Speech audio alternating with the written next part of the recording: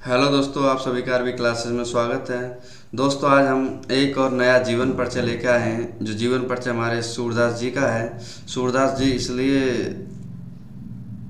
महत्वपूर्ण हो जाते हैं क्योंकि ये अपनी ब्रज की भूमि से रिलेटेड हैं, ब्रज की भूमि से संबंधित हैं सूरदास जी। तो सूरदास जी का आपको कहीं ना कहीं आपको इनकी बारे में कहीं ना कहीं सुनने को मिल जाएगा।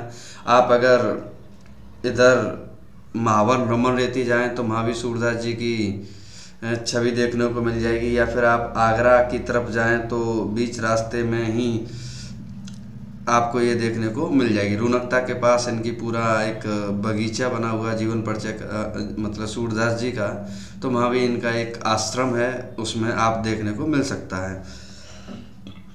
तो दोस्तों, मेन पॉइंट जो मैं बताता हूँ आपको कौन कौन से हैं, मैं आपको फिर से रिपीट कर दूँ। इनका जीवन इनका मेन जन्म कब हुआ, इनके माता पिता, दूसरी चीज़ थर्ड पॉइंट आता है इनकी शिक्षा कैसे हुई, एंड नेक्स्ट आता है कि इन्होंने कार्य क्या किया, और पॉइंट लास्ट में आता है इनकी जो मृत्यु हुई है वो कैसे हुई। तो ये कुछ पॉइंट हैं जो आपको समझने हैं। दोस्तों, ये भी इम्पोर्टेंट है आपके बोर्ड की रिगार्डिंग। मीन्स सिंपली गद्य और पद्य चार चार आप स्टार्टिंग के चार चार जीवन परिचय याद कर लेंगे, उनमें से एक आना तय है। तो हम कोशिश करेंगे जीवन परिचयों को बताने की कि जीवन परिचय को इम्पोर्टेंट है। तो दोस्तों, शुरुआत करते हैं हम जीवन परिचय से। जब आप लिखो तो लिखते वक्त आपको एक हेडिंग लिखनी पड़ती है जीवन परिचय की, ब्लैक पेन से और नीले पेन से आपको लिखना होगा। आप डिफरेंट पेनों का यूज ना करें। हाँ, एक काम कर सकते हैं कि आप जैसे मान लो लिख रहे हो तो उसमें एक नीचे अंडरलाइन कर सकते हो कि भाई आप जो कॉपी चेक करने वाले हैं उनको आप ये बताना चाहते हो कि ये पॉइंट सबसे इम्पोर्टेंट है। इस में जो लाइन लिख रहे हैं तो इस लाइन में ये इम्पोर्टेंट पॉइंट है। तो उसका एक अलग इफेक्ट पड़ता है सामने वाले टीचर पे, जो चेक करता है तो उसका ध्यान उसी पॉइंट पे सबसे पहले जाता है। तो देखेंगे, अष्टचाप के सर्वश्रेष्ठ कवि सूरदास का जन्म बैसाख सुदी पंचमी सन 1478 ईस्वी में आगरा से मथुरा जाने वाली सड़क के पास रुनकता नामक गांव में हुआ था। लेकिन कुछ विद्वान जो है अपने अपने मत होते हैं, तो वो बताते हैं इनका जो जन्म है दिल्ली के निकट से ही गांव में हुआ था। सूरदास जी बचपन से जन्मान थे या नहीं, इस संबंध में अनेक मत हैं। ये बचपन से ही विरक्त हो गए थे, मतलब भक्ति में लीन हो गए थे, और गौ घाट में रहकर विनय के पद गाया करते थे। विनय मीन्स सिंपली अपने मन, कैसे नहीं है, आपने देखा होगा कहीं आप जाओ तो वो भक्ति में लीन हो जाते हैं। भक्ति उन्हें सिर्फ भगवान से मतलब है और इस दुनिया से किसी से कोई मतलब नहीं है। तो ये भक्ति में इतने लीन रहते थे कि ये भूल जाते थे कि मेरे आसपास की घटना क्या घट रही है या नहीं घट रही है। तो वो सब चीज़ें थी इसमें। नेक्स्ट इसमें देखते हैं, एक बार इनकी जो मुलाकात है, वल्लभाचार्य गौ घाट पर रुके। सूरदास ने उन्हें स्व रचित एक पद गाकर सुनाया। तो यहाँ जो है वल्लभाचार्य जी एक माने हुए गुरुजी थे, तो उनको जब सुनाया तो वल्लभाचार्य ने इनको कृष्ण की लीला का गान करने का सुझाव दिया। कहते नहीं है कि अगर आप स्टूडेंट हो, सामने वाला टीचर है, तो टीचर जो है स्टूडेंट की पता चल जाता है कि हाँ इसकी इस फील्ड में रुचि है तो इसको इस फील्ड में भेज के इसका जो अंदर का निखार है वो बाहर एकदम चमक जाएगा। वही जो गुरुजी हैं वल्लभाचार्य जी, तो वल्लभाचार्य जी ने इनका जो पद जो गा के इन्होंने खुद अपना पद जो गाया और सुनाया, तो इन्होंने बताया कि आप जो है कृष्ण की लीलाओं का वर्णन कीजिए अच्छे से। तो इन्होंने कृष्ण की लीलाओं का वर्णन पैदा होने से मृत्यु तक हर तरह से इनको, चाहे वो खेलने वाली कीड़ा हो, चाहे वो माखन की कीड़ा हो, वो किसी भी प्रकार के क्रीड़ा क्षेत्र हो, सभी में इनका योगदान था। सभी को इन्होंने बड़ी बारीकी से समझाया और भगवान कृष्ण की लीलाओं का तो इतना अच्छे से गुणगान किया है कि शायद कोई और कभी कर पाए। लिखा है इसमें, ये वल्लभाचार्य के शिष्य बन गए और कृष्ण की लीलाओं का गान करने लगे। वल्लभाचार्य ने इनको गोवर्धन पर बने श्रीनाथ जी के मंदिर में कीर्तन करने के लिए रख दिया।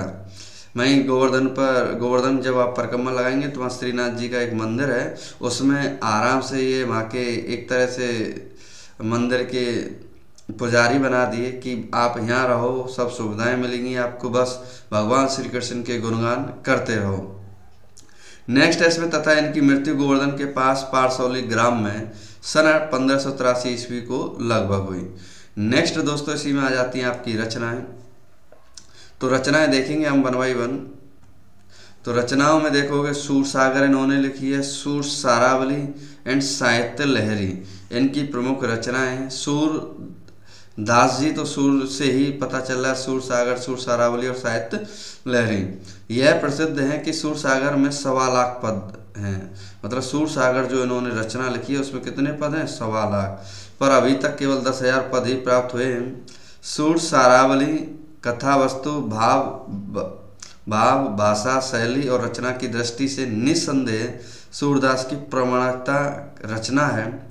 इसमें 1107 छंद हैं। साहित्य लहरी सूरदास के 118 दृष्टकूट पदों का संग्रह है। नेक्स्ट देखते हैं दोस्तों इसी में,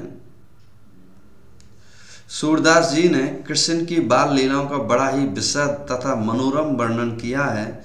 बाल जीवन का कोई पक्ष ऐसा नहीं है जिस पर इस कवि की दृष्टि ना पड़ी हो, इसलिए इनका बाल वर्णन विश्व साहित्य की अमर निधि बन गया है। गोपियों के प्रेम और विरह का वर्णन भी बहुत आकर्षक है। प्रेम का मतलब होता है एक तरह से प्यार, और विरह मतलब होता है एक तरह से कहते हैं कि विरह होना मतलब टूट जाना, एक मीन्स झगड़ा वाला, एक जो होता नहीं है कि झगड़ा वाला वर्णन बहुत ही मोहिक तरीके से इन्होंने किया है। संयोग और वियोग, सॉरी हाँ, प्रेम को संयोग बोल सकते हो, विरह को वियोग, दोनों का मर्म स्पर्शी चित्रण सूरदास जी ने किया है। सूरदास का एक प्रसंग भ्रमर गीत कहलाता है। सूर्य के काव्य की सबसे बड़ी विशेषता है इनकी तन्मयता। ये जिस प्रसंग का वर्णन करते हैं उनमें आत्मविभोर कर देते हैं तथा उसमें विनय, दाम्पत्य, माधुर्य भाव का भी मिश्रण होता है। सिंपली ये कहना चाहते हैं कि जो सूरदास जी हैं वो जो भी करते थे वो अपने दिल और दिमाग दोनों से एकदम कंसंट्रेट होके जो एक भाव विभोर हो जाना, मतलब उसमें एकदम कहते हैं कि उसी में बह जाना, तो वो इनकी खासियत थी। इसीलिए इनको जो है भगवान श्री कृष्ण का सबसे बड़ा वर्णन करने वाले कवि का नाम दिया जाता है। उसमें विनय, दाम्पत्य, माधुर्य भाव का भी मिश्रण है। सूरदास जी ने ब्रज की लीला पुरुषोत्तम कृष्ण की लीलाओं का ही विशद वर्णन किया है। तो हम कहें कि भगवान कृष्ण जी के लिए जो समर्पित एक कवि हैं तो उनमें सूरदास जी का नाम सबसे पहले आता है। तो दोस्तों ये जो है सूरदास जी बहुत ही बेहतरीन कवि हैं आपके। तो इस तरह से इनकी कुछ रचनाएं, दो रचनाएं सिर्फ आपको 2 याद करनी है। दोस्तों फिर से मैं धन्यवाद दूंगा अपनी स्टूडेंट दीपिका को जिन्होंने ये लिखा। तो इसी के साथ दोस्तों हम समाप्त करते हैं इसे सूरदास जी के जीवन परिचय को। थैंक यू दोस्तों, धन्यवाद।